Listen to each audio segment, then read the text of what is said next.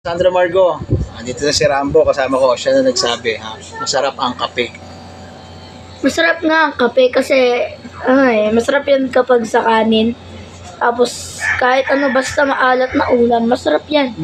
Kasi basta matamis-tamis, masarap yan. Kasi yung alat ng basta maalat na ulam, tapos kape, kanin, masarap yan. Kasi sila naniniwala. Gabi-gabi ako kumakain yan. Itlog akin, scrambled egg, lagi mga konting asin. Kita mo? Okay na yan. Try Basta mo. maglagay ka lang ng kape. Oh. Ang sarap niya yan. Tapos may spam, sa Oh, yeah. heaven. Ano yun eh. Sa akin kasi, spam, ako, original spam ako. Masarap Hindi ang ako yung spam. spam light. Kahit araw-araw. Yeah. Kahit araw-araw.